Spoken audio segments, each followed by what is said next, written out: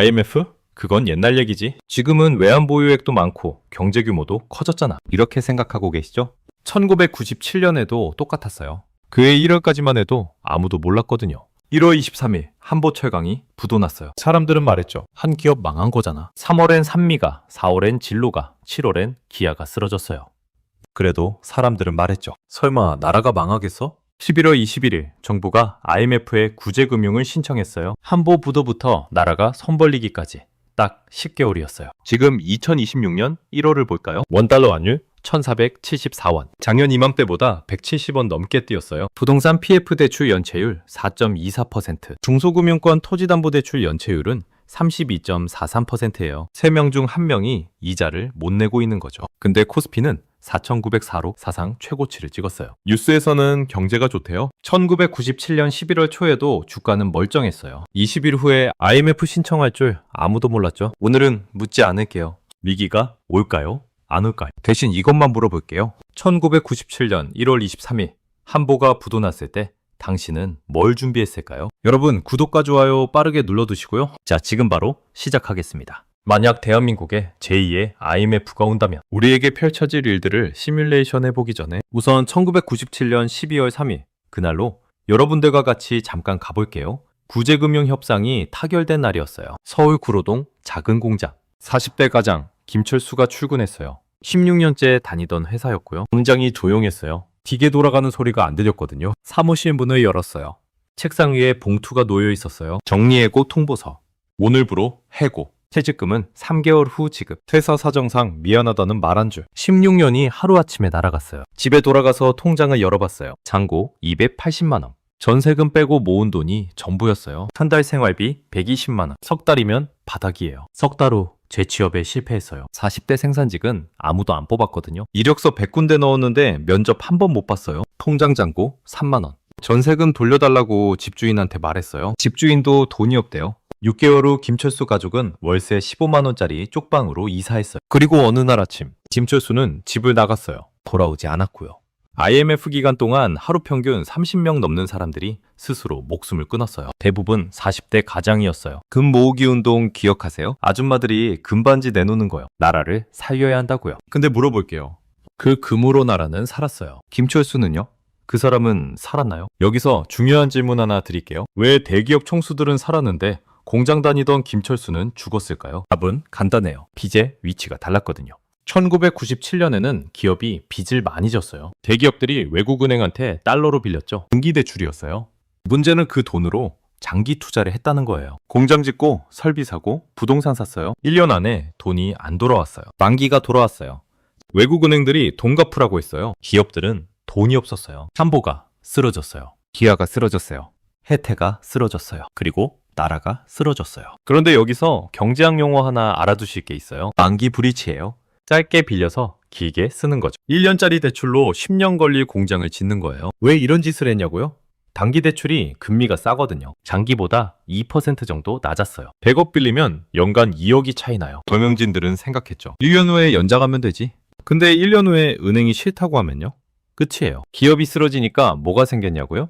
구조조정이요. 비용 절감이요? 비용 절감에서 제일 먼저 잘리는 게 뭘까요? 사람이에요.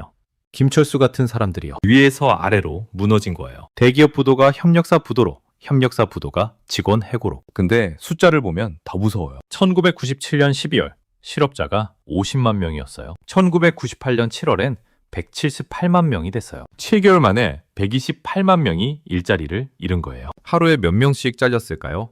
계산해 볼게요. 7개월이 210일이에요. 128만 명을 211로 나누면요. 하루 6,095명이에요. 매일 6,000명이 해고당했어요. 매시간 250명씩이요. 매분 4명씩이요. 지금 이 문장 읽는 동안에도 누군가는 잘렸다는 거죠. 2026년은 구조가 달라요. 지금은 기업이 아니라 개인이 빚을 많이 졌어요. 가계부채가 GDP의 90%에 육박해요. 통계에 따라서는 100%를 넘기도 하고요. 우리나라 1년 생산량만큼을 개인들이 빚지고 있다는 거죠. 이 빚을 누가 졌냐고요? 부자들이요?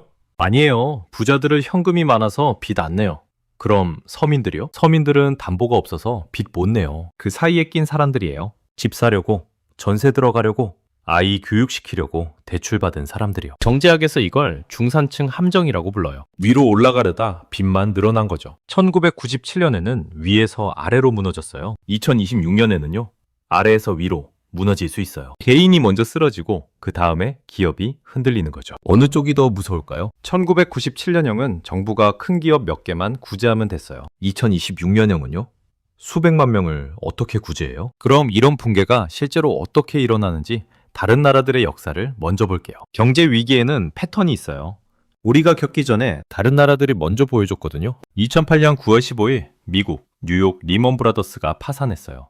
월요일 아침이었어요. 직원 2만 6천 명이 출근했는데 회사가 없어졌어요. 그날 오후 뉴욕 거리는 이상했어요. 양복 입은 사람들이 박스 하나씩 들고 나왔거든요. 16년 다닌 직원, 20년 다닌 부사장 다 똑같았어요. 근데 리먼 브라더스는 왜 망했을까요? 서브프라임 모기지 때문이에요. 쉽게 설명할게요. 은행이 집 살 돈이 없는 사람한테도 대출을 해줬어요. 왜냐고요? 집값은 계속 오를 거라고 믿었거든요. 만약 대출 못 갚으면요?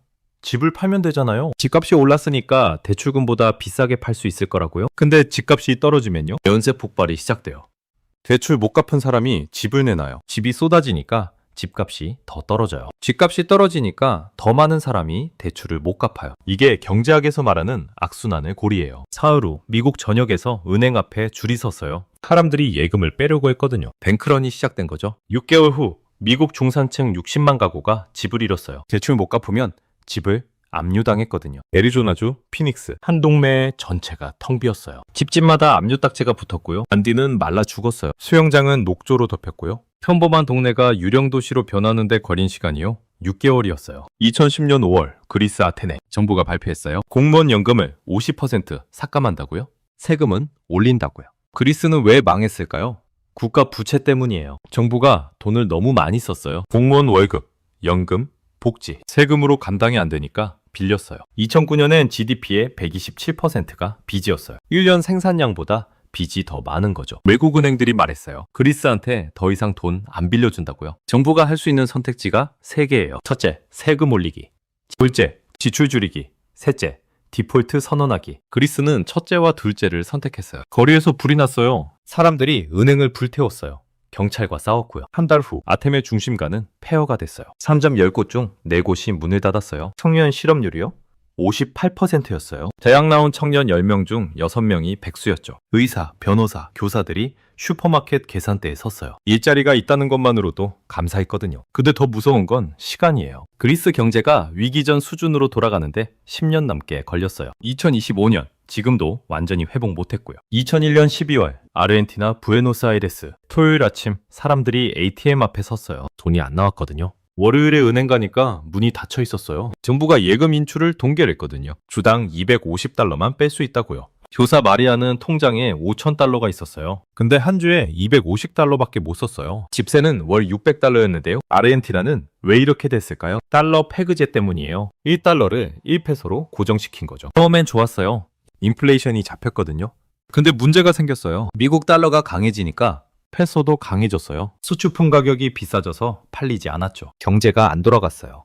정부가 돈을 빌려서 버텼어요. 근데 빌린 돈을 못 갚게 됐어요. 외국 디폴트를 선언했어요. 국가 부도예요. 3개월 후 마리아는 집에서 쫓겨났어요. 부에노스아이레스 공원에 텐트촌이 생겼어요. 대부분 교사, 회계사, 은행원이었어요. 아르헨티나 중산층의 60%가 빈곤층으로 추락했어요. 석 달 만에요. 뉴욕, 아테네, 부에노스아이레스. 도시 이름은 달라도 무너지는 방식은 똑같았어요. 첫째, 금융기관이 흔들렸어요. 둘째, 기업들이 비용을 줄이려고 사람을 잘랐어요. 셋째, 일자리 잃은 사람들이 대출을 못 갚았어요. 넷째, 집을 팔려는 사람은 많은데 사려는 사람은 없었어요. 다섯째, 회복하는데 10년 걸렸어요. 빠른 나라가 10년이에요. 그리스는 15년 지난 지금도 완전히 회복 못했어요. 이게 단순히 외국 이야기일까요? 2026년 1월 대한민국 상황을 다시 볼게요. 금융기관이요? 토지담보대출 연체율 32%. 세 군데 중 한 군데가 이자를 못 받고 있어요. 고용이요? 대기업들이 구조조정을 예고하고 있어요. 자산 가격이요? 서울 아파트 평당 5천만 원. 역사적 고점이에요. 대출 부담이요? 가계부채 GDP 대비 90%. 이자 부담이 한계치에 도달했어요. 회복 능력이요? 출산율 0.79명. 고령화 속도 세계 1위. 한 번 무너지면 다시 일어서기 힘든 구조예요. 뉴욕이 무너질 때, 그리스가 무너질 때, 아르헨티나가 무너질 때. 시작은 다 똑같았어요. 아무도 위기를 예상 못했어요. 경제는 좋아 보였어요. 주가는 올랐어요. 그러다 어느 날 터졌어요. 그럼 만약 2026년 한국에서 위기가 온다면 구체적으로 어떤 모습일까요? 이건 가능성 중 하나를 시뮬레이션 해보는 거예요. 2026년 어느 월요일 아침이라고 가정해 볼게요. 5명을 소개할게요. 35살 박지영, 대기업 협력사 과장. 전세 3억에 대출 2억. 맞벌이 부부. 비상금 300만 원. 43살 김민수, 강남 프랜차이즈 치킨집 사장. 보증금 5천만 원에 대출 8천만 원. 비상금 100만 원. 29살 이수진, 스타트업 디자이너, 계약직. 월세 60만 원. 학자금 대출 2천만 원. 비상금 없음. 52살 최 사장, 중소건설사 대표. 부동산 PF 대출 30억. 준공 앞둔 아파트 미분양. 38살 강 부장, 지방은행 PF팀 부장. 연봉 8천. 아파트 담보대출 5억. 평범한 월요일 아침이었어요.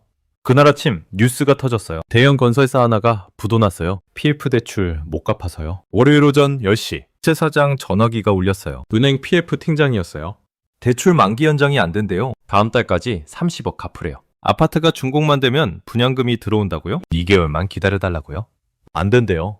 본사 망침이래요. 최 사장은 창밖을 봤어요. 준공 앞둔 아파트가 보였어요. 2개월만 버티면 되는데요.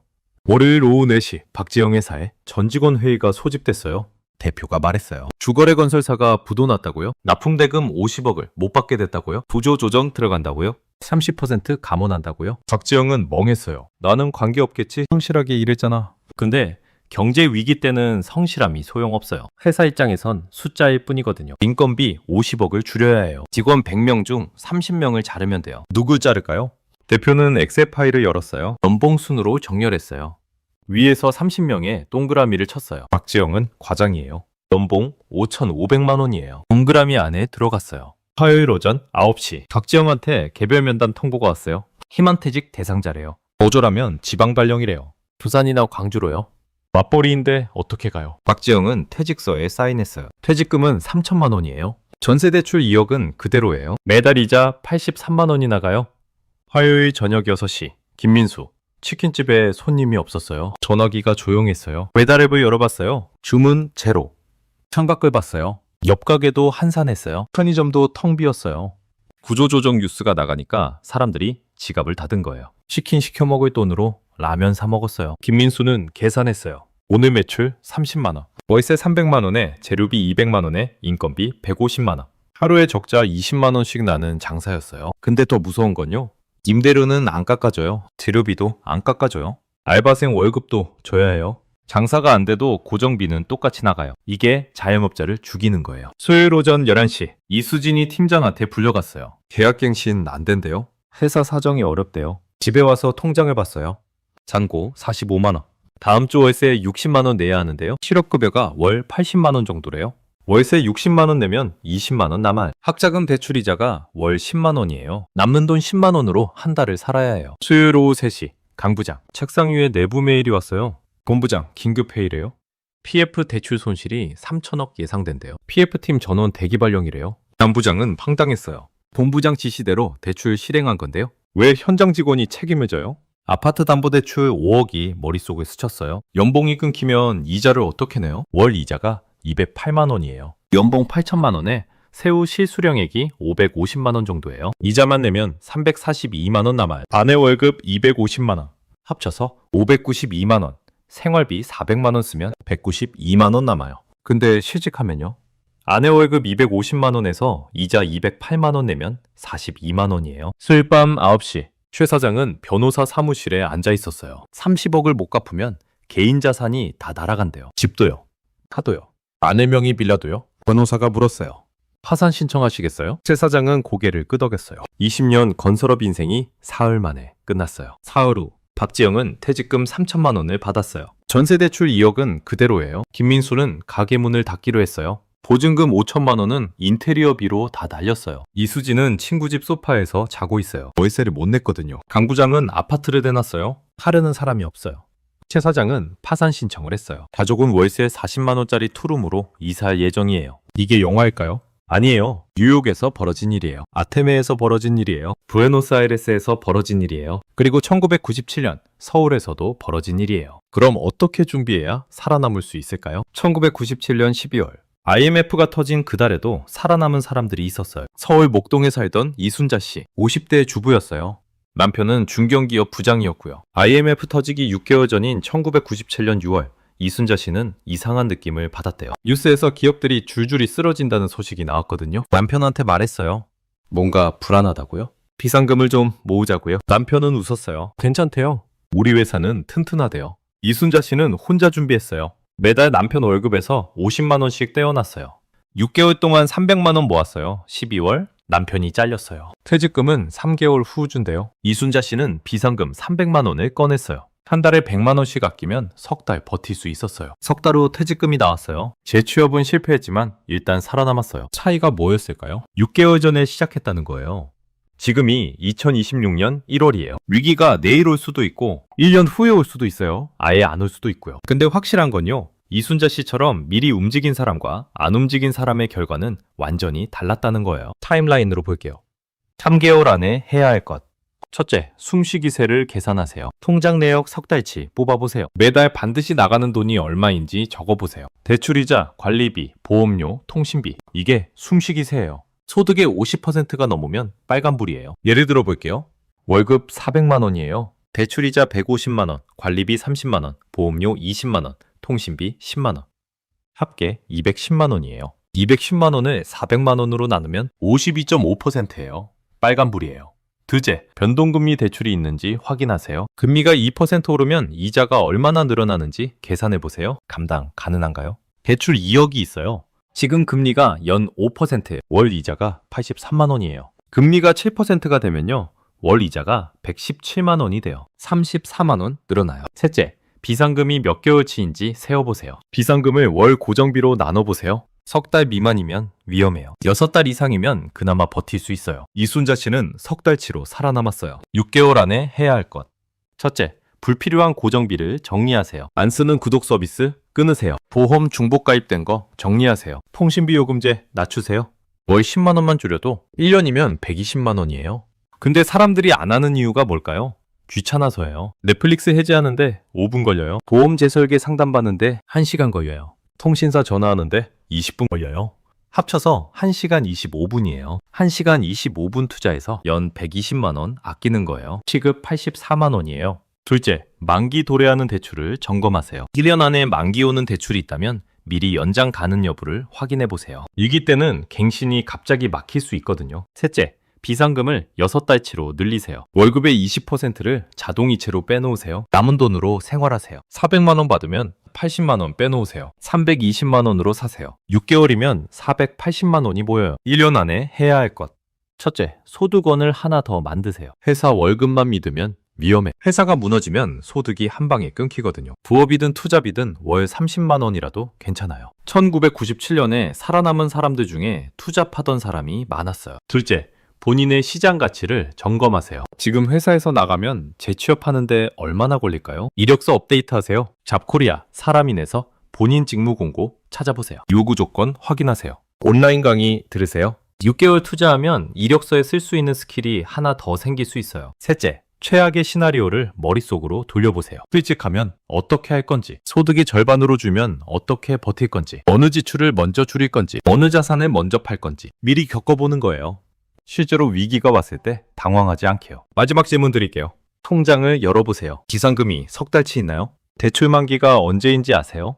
금리가 2% 오르면 이자가 얼마나 늘어나는지 계산해봤나요? 답이 안 나온다면 지금 당신은 1997년 1월을 살고 있는 거예요. 삼보가 부도나고 산미가 쓰러지고 기아가 무너지는 걸 보면서도 설마 나라가 망하겠어 하던 그 시절이요. 10개월 후 나라는 IMF에 손을 버렸어요. 그때 이순자 씨는 비상금이 있었어요. 석 달을 버텼어요. 당신은요? 비상금으로 버텨내는 사람이 될 건가요? 아니면 뉴스에서 숫자로만 남는 사람이 될 건가요? 선택은 지금 이 순간부터예요. 위기가 안 올 수도 있고요. 하지만 1997년은 가능성이 아니라 역사였어요. 그때도 아무도 예상 못했어요. 오늘 궁금한 경제학은 여기까지입니다. 다음 시간에 더 날카로운 이야기로 찾아뵙겠습니다. 감사합니다. 지금 당장 아파트를 사지 마십시오.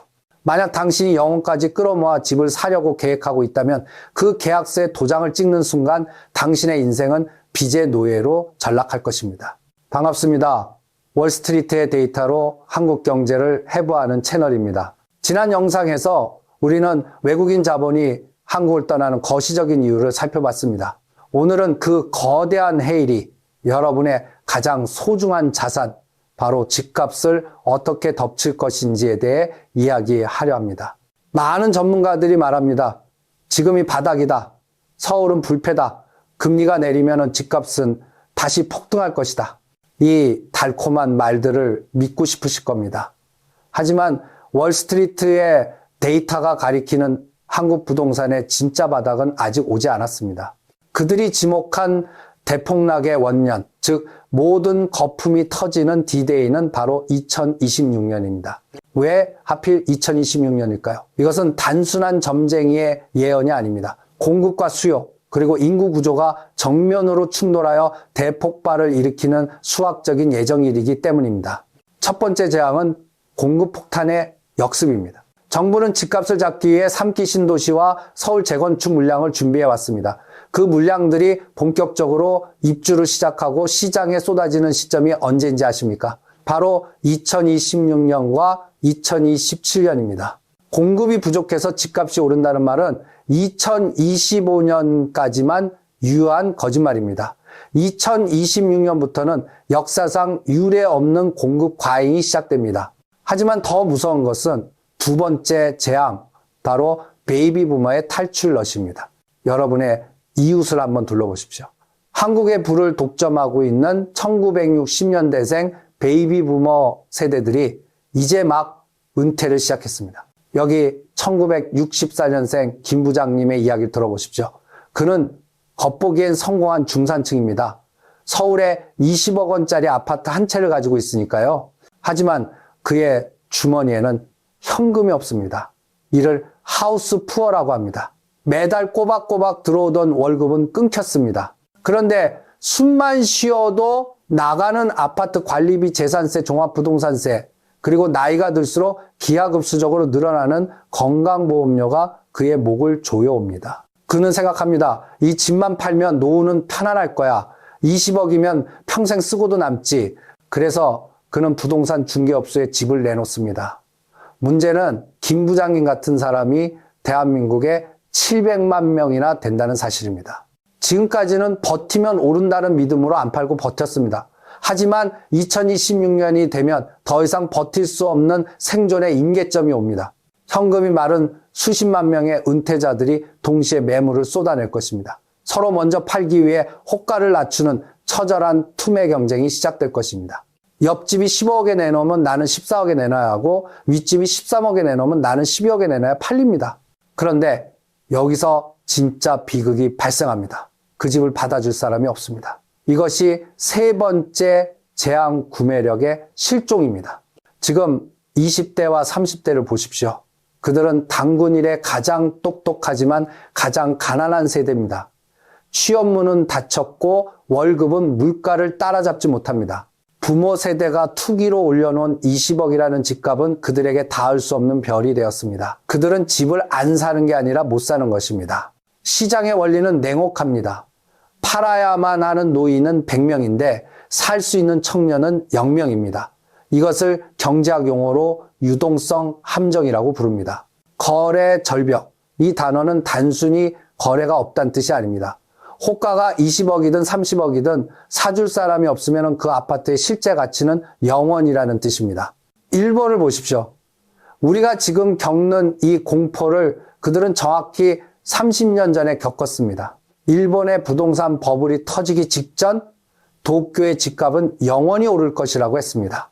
하지만 1990년 생산 가능 인구가 감소하기 시작한 바로 그 시점에 버블은 터졌습니다. 그리고 2026년 한국의 생산 가능 인구 그래프와 고령화 속도 그래프는 일본의 1990년과 소름 끼치도록 완벽하게 겹칩니다. 아니, 한국의 속도가 일본보다 2배 더 빠릅니다. 일본은 20년에 걸쳐 서서히 무너졌지만 한국은 단 5년 만에 급격하게 붕괴할 것입니다. 이것은 공포조장이 아닙니다. 인구 통계학이 보여주는 바꿀 수 없는 정해진 미래입니다. 콘크리트는 늙지 않지만 사람은 늙습니다. 그리고 늙어버린 도시에 비싼 값을 지불할 자본은 없습니다. 하지만 집값 하락보다 더 끔찍한 재앙이 여러분을 기다리고 있습니다. 집값이 떨어지면 집주인만 망하는 게 아닙니다. 대한민국에만 존재하는 기형적인 제도 전세, 이 시스템이 집값 하락과 만나는 순간 여러분의 전 재산인 보증금이 어떻게 증발해 버리는지 설명해 드리겠습니다. 다음 파트에서 전세 제도가 왜 합법적인 폰지 사기일 수밖에 없는지 그 끔찍한 수학적 비밀을 낱낱이 해부하겠습니다. 주행가이, 집값 하락이 집주인만의 불행이라고 생각하십니까? 천만의 말씀입니다. 그것은 세입자인 당신의 파산 선고입니다. 월스트리트의 금융 전문가들은 한국의 전세 제도를 보고 경악을 금치 못합니다. 그리고 이렇게 정의합니다. 전세는 집주인이 세입자의 돈을 무이자로 빌려 투기판에 뛰어드는 지구상에서 가장 거대한 사금융 시스템이다. 냉정하게 말해서 전세는 임대차 계약이 아닙니다. 그것은 집주인에게 당신의 전 재산을 담보 없이 빌려주는 고위험 신용대출입니다. 그리고 지금 2026년 대폭락장을 앞두고 그 위험한 대출의 만기가 돌아오고 있습니다. 이 시스템이 왜 필연적으로 붕괴할 수밖에 없는지 그 죽음의 갭투자 공식을 보여드리겠습니다.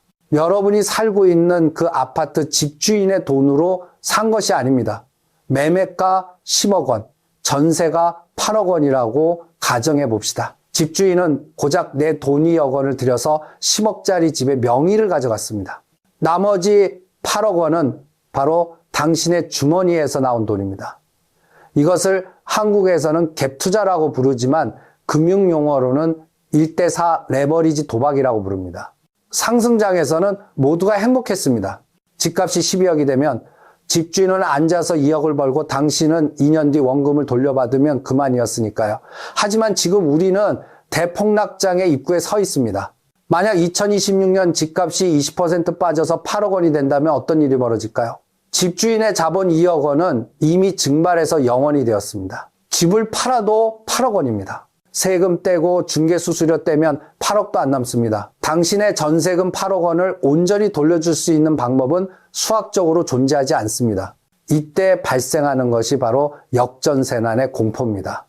집주인이 돈을 돌려주려면 새로운 세입자를 구해야 합니다. 그런데 집값이 떨어지면 전세가도 같이 떨어집니다. 다음 세입자는 6억 원에 들어오겠다고 합니다. 그럼 집주인은 차액인 2억 원을 어디선가 구해와야 합니다. 하지만 집주인은 돈이 없습니다. 모든 돈이 집에 묶여 있으니까요. 은행 대출도 막혔습니다. 이때 집주인이 선택하는 것은 배째랍니다. 돈이 없으니 못 돌려줍니다. 경매 넘기든 마음대로 하세요. 집주인은 파산 신청을 하고 도망가면 그만입니다. 더 무서운 것은 연쇄부도 효과입니다. 대부분의 갭 투자자들은 집을 한 채만 가지고 있지 않습니다. 수십 채, 수백 채를 가지고 굴립니다. 그중 한 채에서 사고가 터지면 자금 회전이 막히면서 나머지 모든 집들이 줄줄이 경매로 넘어갑니다. 이것이 바로 빌라왕 사태의 본질입니다. 내가 아무리 조심해도 얼굴도 모르는 집주인의 다른 투자 실패 때문에 내 보증금이 날아갈 수 있다는 뜻입니다. 당신은 나는 확정 일자도 받았고 선순위 세입자니까 괜찮아라고 자유할지도 모릅니다. 하지만 법원의 경매 장부를 열어보면 충격적인 사실이 기다리고 있습니다. 집주인이 체납한 국세와 지방세가 당신의 전세금보다 0순위로 먼저 빠져나갑니다. 정부는 세입자보다 세금을 먼저 챙깁니다. 게다가 경매 낙찰가는 시세 70%, 60%로 곤두박질칩니다. 결국 세금 떼고 은행 빚 떼고 나면 당신에게 돌아오는 돈은 반토막이 납니다. 당신은 전세금 4억 원을 날리고 한겨울에 거리로 나앉게 되는 것입니다. 평생 모은 돈이 허공으로 사라지는 데 걸리는 시간은 법원 망치 소리 3번이면 충분합니다. 이것은 가상의 시나리오가 아닙니다. 지금 인천 미추홀구에서 서울 화곡동에서 매일매일 벌어지고 있는 현실입니다. 단지 그 규모가 2026년에는 전국 단위로 아파트 단위로 확대될 뿐입니다. 기억하십시오. 당신의 전세금은 은행 금고에 있지 않습니다. 이미 남의 집 콘크리트 벽 속에 묻혀 사라졌습니다. 다음 파트에서 인구 소멸이 어떻게 지방도시 전체를 유령도시로 만들고 GTX가 뚫리면 집값이 오른다는 믿음이 왜 치명적인 착각인지 데이터로 증명해 드리겠습니다.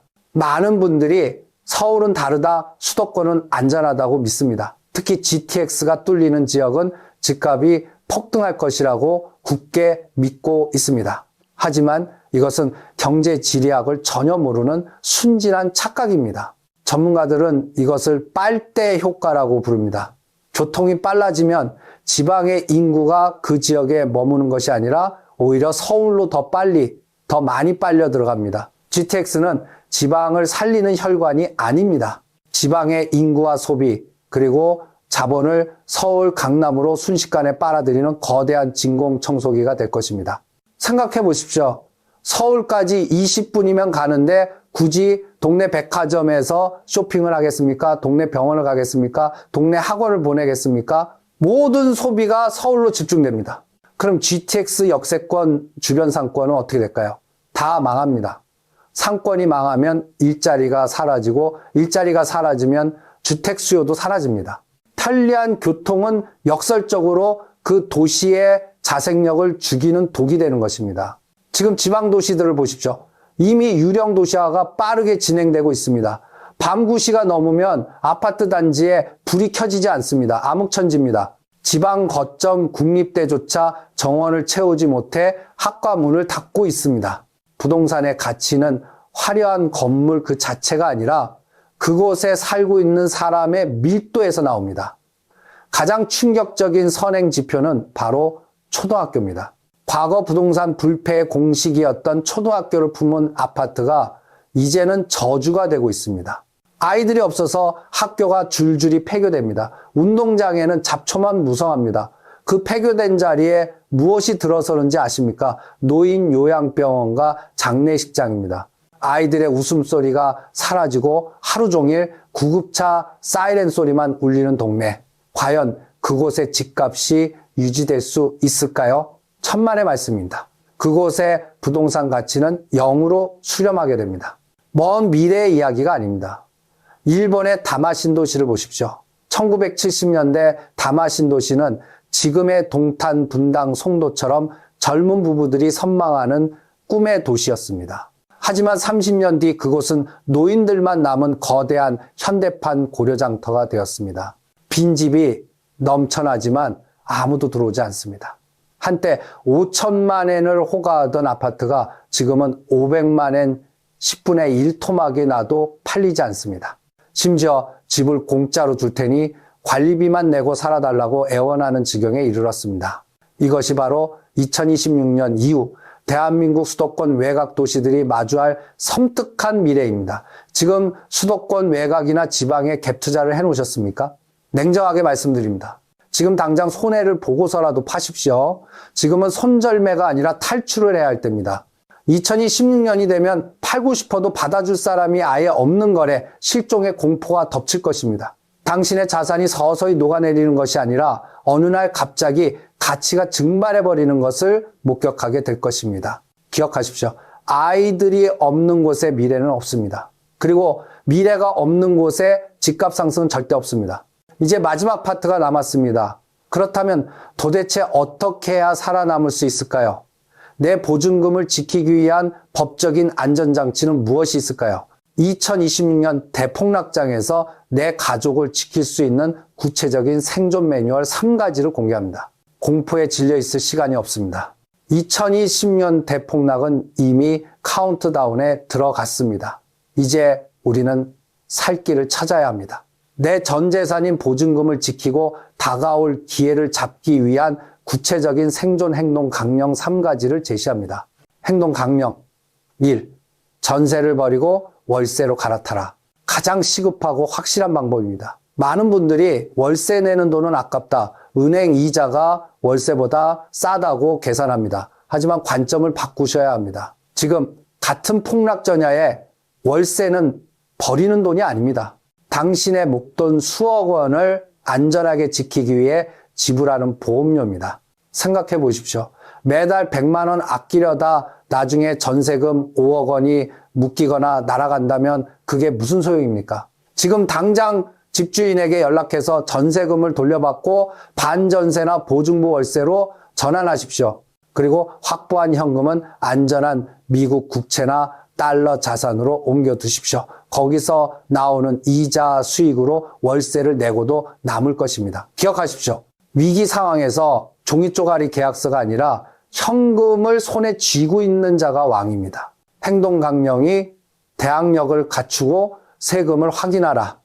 부득이하게 전세를 살아야 한다면 계약 전에 반드시 확인해야 할 것이 있습니다. 바로 대항력입니다. 이사하는 날 전입신고와 확정일자를 받는 것은 기본 중에 기본입니다. 하지만 더 중요한 숨겨진 지뢰가 있습니다. 바로 집주인의 체납세금입니다. 법원 경매에서 은행 대출보다 세입자의 보증금보다 무조건 먼저 빠져나가는 영순위가 무엇인지 아십니까?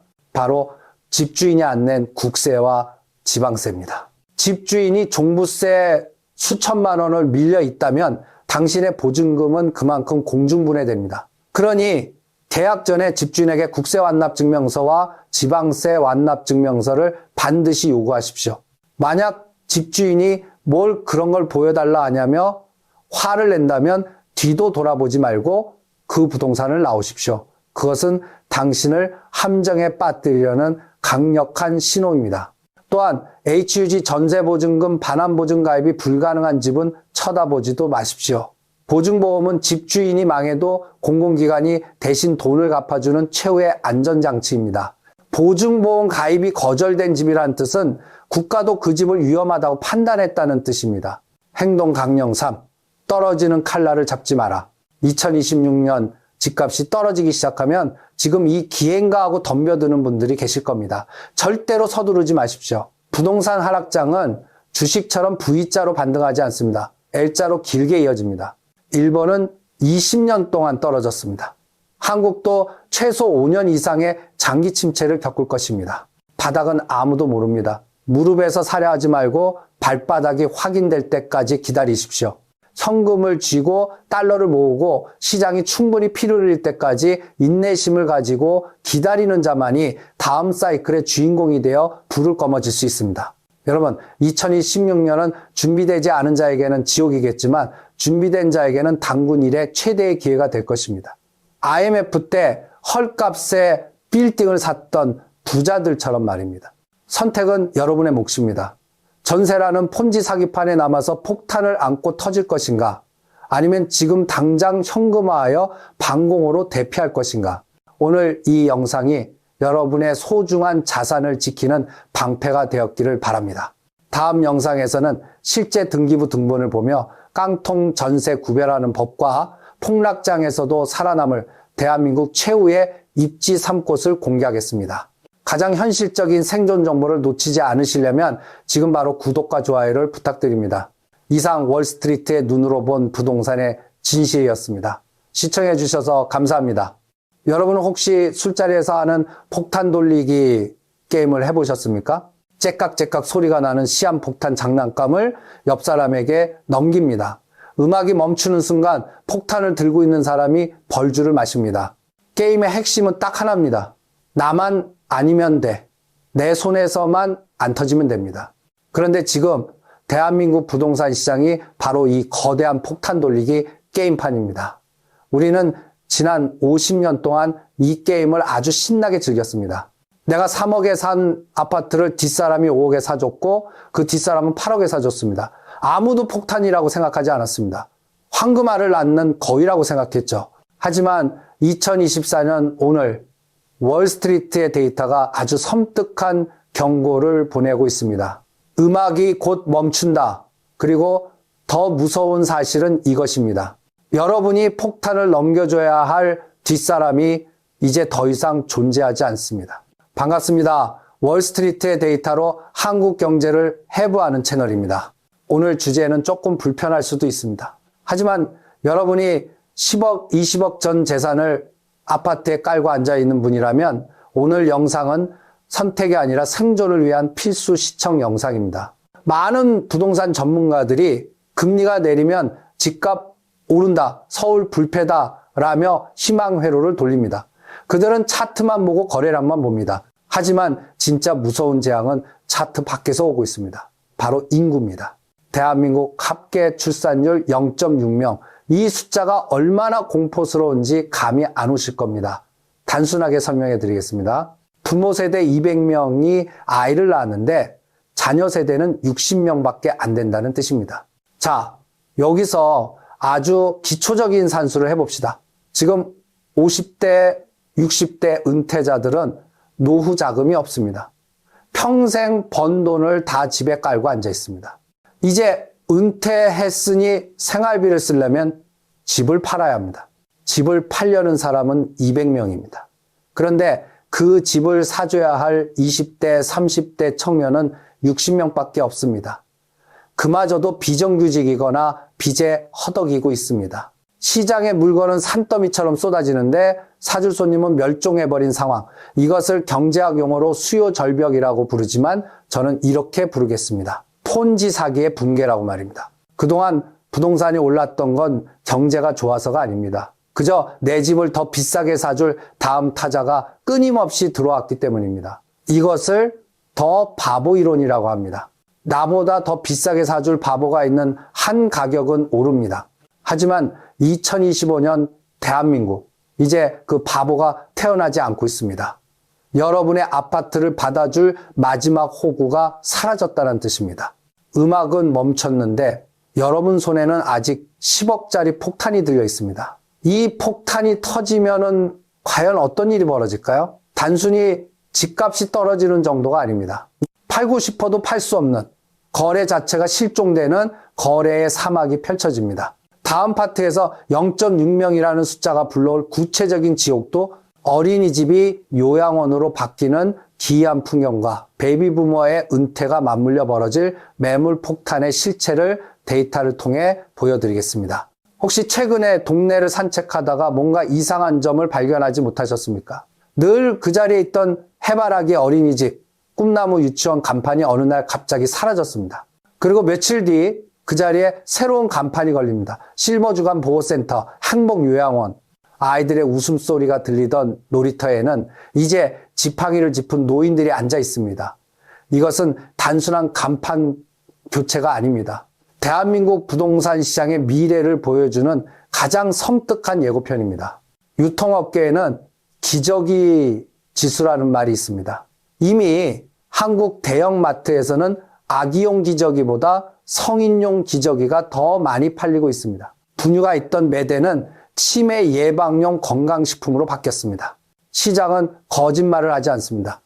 돈이 되는 쪽으로 움직일 뿐입니다. 그리고 지금 돈은 아이가 아니라 노인에게로 흐르고 있습니다. 이 현상이 부동산 시장에는 어떤 재앙을 불러올까요? 아주 잔인한 세대전쟁이 시작됩니다. 지금 대한민국 자산의 80%를 쥐고 있는 건 누굽니까? 바로 1955년부터 1974년 사이에 태어난 베이비부머 세대입니다. 이분들은 대한민국 고도 성장기의 과실을 모두 따먹은 세대입니다. 열심히 일해서 집 한 채는 장만했습니다. 문제는 자산의 모든 것이 그 집 한 채에 묶여 있다는 점입니다. 현금이 없습니다. 은퇴는 했고 월급은 끊겼고 병원비는 나가야 합니다. 품위 유지도 해야 하고 손주 용돈도 줘야 합니다. 결국 선택지는 하나뿐입니다. 집을 줄여서 현금을 확보하자. 또는 집을 팔아 주택연금이라도 가입하자. 앞으로 5년 뒤 2030년이 되면 이 거대한 베이비부머 세대가 본격적으로 75세 이상 고령층으로 진입합니다. 이때부터 시장에는 매물 폭탄이 쏟아집니다. 더 좋은 집으로 갈아타기 위한 매물이 아닙니다. 생존을 위해 어쩔 수 없이 내놓는 생계형 투매 물량입니다. 그런데 비극은 여기서 발생합니다. 이 쏟아지는 물량을 받아줘야 될 바구니가 구멍이 났습니다. 집을 사야 할 30대, 40대를 보십시오. 숫자 자체가 부족합니다. 20년 전만 해도 한 해에 100만 명씩 태어나던 아이들이 이제는 20만 명대로 쪼그라들었습니다. 머릿수가 5분의 1토막이 났습니다. 그나마 있는 청년들은 어떻습니까? 취업은 안 되고 월급은 오르지 않고 금리는 높습니다. 부모 세대가 10억, 20억으로 올려놓은 집값을 감당할 능력이 전혀 없습니다. 사고 싶어도 못 사고 애초에 살 사람도 없습니다. 경제학 교과서 1페이지에 나오는 수요와 공급의 법칙을 기억하십시오. 파는 사람은 구름처럼 몰려오는데 사는 사람은 멸종했다. 결과는 뻔합니다. 가격 폭락이 아니라 거래 실종입니다. 가격을 1억 낮춰도 2억 낮춰도 사갈 사람이 나타나지 않는 공포. 여러분이 가진 아파트가 황금성이 전혀 없는 그냥 세금만 나가는 거대한 콘크리트 덩어리로 전락하는 순간입니다. 이미 지방에서는 시작되었습니다. 대구, 미분양 무덤, 부산, 인구 유출, 전국 1위, 지방광역시에 불 꺼진 아파트들이 그 증거입니다. 서울이라고 안전할까요? 지방이 무너지면 그 불길은 수도권 외곽을 타고 서울 중심부까지 번지는 건 시간 문제입니다.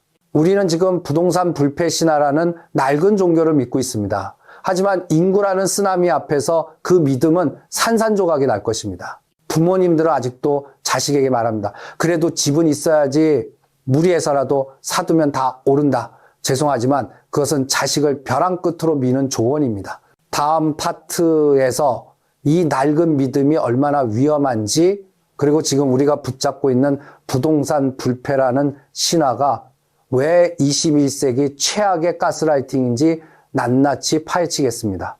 대한민국에는 기독교, 불교보다 더 신도수가 많은 거대한 종교가 하나 있습니다. 바로 부동산 불패교입니다. 이 종교의 교리는 아주 단순하고 강력합니다. 아파트는 배신하지 않는다. 오늘이 가장 싸다. 서울 아파트는 영원한 우상향이다. 이 믿음은 지난 50년 동안 대한민국을 지배했습니다. 실제로 우리 부모님 세대는 이 믿음 하나로 부자가 되었습니다. 월급을 쪼개고 밥을 굶어가며 산 집 한 채가 10배, 20배 올랐으니까요. 그 성공 경험이 뇌리에 너무나 깊게 박혀 있어서 지금도 자식들에게 똑같은 주문을 외웁니다. 무리해서라도 집을 사라. 빚도 능력이다. 하지만 냉정하게 말씀드립니다. 그것은 과거의 영광에 취한 잘못된 조언입니다. 그때는 대한민국 인구가 폭발적으로 늘어나던 시기였고 경제 성장률이 10%를 넘나들던 고도 성장기였습니다. 하지만 지금은 인구가 줄고 성장이 멈춘 수축 사회입니다. 게임의 규칙이 완전히 바뀌었는데 아직도 옛날 공략집을 보고 게임을 하고 있는 꼴입니다. 특히 가장 위험한 것이 바로 재건축 한상입니다. 많은 분들이 녹물이 나오고 주차 전쟁을 치르는 30년, 40년 된 낡은 아파트를 비싼 돈을 주고 삽니다. 이유는 딱 하나입니다. 언젠가 이 낡은 콘크리트가 번쩍이는 새 아파트로 변해서 나에게 수억 원의 시세 차익을 안겨줄 것이라는 믿음 때문입니다. 그런데 계산기를 두들겨 보셨습니까? 지금 건설 자재비와 인건비가 폭등했습니다. 예전에는 낡은 아파트를 부수고 새로 지으면 돈이 남았지만 지금은 집주인이 수억 원의 분담금을 더 내야 합니다. 배보다 배꼽이 더 커진 상황입니다. 더 무서운 것은 사업성입니다. 재건축이 돈이 되려면 일반 분양을 해서 비싸게 팔아먹을 외부인이 많이 들어와야 합니다. 그런데 앞서 말씀드렸듯 그 외부인인 인구가 사라졌습니다. 받아줄 사람이 없는데 누가 건물을 짓습니까? 결국 지금 낡은 아파트를 붙들고 있는 것은 언젠가 터질지 안 터질지도 모르는 로또 복권을 쥐고 매일매일 녹물을 마시며 고행을 하는 것과 같습니다. 일본을 보십시오. 도쿄 외곽의 낡은 맨션들. 재건축 동의율이 안 나와서 혹은 돈이 없어서 재건축을 포기하고 그대로 슬럼가가 되어버렸습니다. 그것은 이제 사람이 사는 집이 아니라 도시의 흉물이 되었습니다. 이것이 10년 뒤, 20년 뒤 여러분이 가진 아파트의 미래가 될 수 있습니다. 우리는 감가상각이라는 경제의 기본 원리를 잊고 삽니다. 건물은 시간이 지나면 낡고 가치가 떨어지는 소모품입니다. 자동차가 10년 타면 똥값이 되듯이 아파트 건물 자체도 낡으면 가치가 영원에 수렴해야 정상입니다. 그동안은 땅값이 올라서 그 감가상각을 덮어주었지만 인구가 줄어 땅의 가치가 떨어지는 순간 아파트는 그저 유지비만 먹는 거대한 쓰레기가 될 뿐입니다. 부모님의 말씀을 무시하라는 것이 아닙니다. 다만 시대가 바뀌었다는 것을 직시해야 합니다. 과거의 성공 방정식이 미래의 실패 방정식이 될 수 있습니다. 지금 여러분이 영혼까지 끌어모아 잡으려는 그 밧줄이 사실은 여러분을 물귀신처럼 바닥으로 끌고 들어갈 썩은 동아줄일지도 모릅니다. 이제 인정해야 합니다. 대한민국 부동산 불패 신화는 끝났습니다. 신화가 끝난 자리에는 차가운 청구서만 남을 것입니다. 그렇다면 이 처참한 미래, 일본보다 더 빠르게 늙어가는 대한민국에서 과연 내 자산은 어떻게 지켜야 할까요? 그저 앉아서 당하고만 있어야 할까요? 아닙니다. 위기 속에서도 돈이 흐르는 곳은 분명히 있습니다. 다음 파트에서 일본의 사례를 통해 본 미리 보는 대한민국의 2030년, 사람이 떠나고 유령 도시가 된 일본의 신도시들과 그 속에서 살아남은 진짜 알짜 자산의 조건이 무엇인지 분석해 드리겠습니다. 미래를 보고 싶다면 고개를 돌려 옆나라 일본을 보면 됩니다.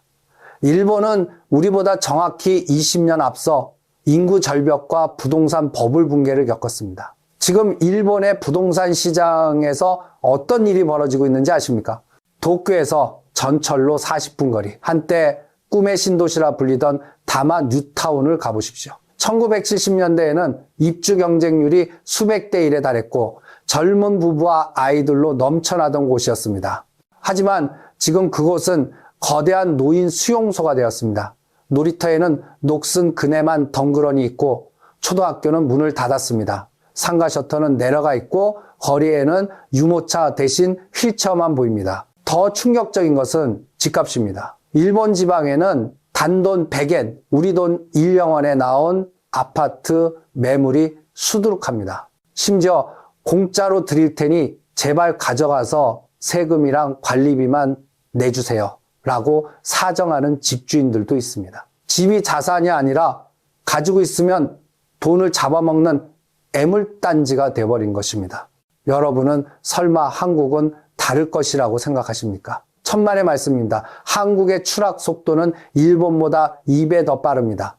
일본은 고령화가 천천히 진행되어 대비할 시간이라도 있었지만 한국은 브레이크가 고장난 스포츠카처럼 인구 절벽을 향해 돌진하고 있습니다. 2030년 대한민국 지방도시와 수도권 외곽에서 벌어질 일을 시뮬레이션 해드립니다. 가장 먼저 관리비의 공포가 덮쳐올 것입니다. 아파트는 단독주택과 다릅니다. 엘리베이터를 돌리고 경비원 월급을 주고 쓰레기를 치우려면 돈이 듭니다. 그런데 입주민이 줄어들고 빈집이 늘어나면 어떻게 될까요? 남아있는 사람들이 그 비용을 다 뒤집어 써야 합니다. 옆집 김씨가 이사가고 빈집이 됩니다. 관리비를 안 냅니다. 윗집 박씨가 요양원으로 갑니다. 관리비가 연체됩니다. 결국 관리비가 월 50만 원, 100만 원으로 치솟습니다. 감당 못한 입주민들이 하나둘 떠나고 마지막에는 관리사무소가 철수합니다. 엘리베이터가 멈추고 단지 내 가로등이 꺼지고 쓰레기가 산더미처럼 쌓이는 슬럼화가 진행됩니다. 이것이 바로 아무도 말해주지 않는 낡은 아파트의 비참한 최후입니다. 정부는 어떻게 나올까요? 도와줄까요? 아닙니다. 오히려 여러분의 숨통을 더 조여올 것입니다. 인구가 줄면 노동해서 세금을 낼 젊은이가 없습니다. 국가는 부족한 세금을 어디서 거두려 할까요? 가장 걷기 쉬운 곳, 바로 부동산 보유세입니다. 집값은 떨어지는데 세금은 폭탄처럼 떨어집니다. 팔리지도 않는 집을 끌어안고 매년 수백만 원, 수천만 원의 세금을 내야 합니다. 이때가 되면 부동산은 축복이 아니라 저주가 됩니다. 내 집 마련이라는 꿈이 내 집 감옥이라는 악몽으로 바뀌는 것입니다. 지금 지방대학 근처 원룸촌을 가보셨습니까? 이미 유령도시가 되었습니다. 그 유령도시의 경계선은 점점 서울을 향해 올라오고 있습니다. 지금 여러분이 안전하다고 믿는 경기도, 인천, 그리고 서울의 외곽 지역까지 그 어둠은 생각보다 훨씬 빠르게 여러분의 현관문 앞까지 들이닥칠 것입니다. 이제 인정해야 합니다. 인구 감소는 피할 수 없는 상수입니다.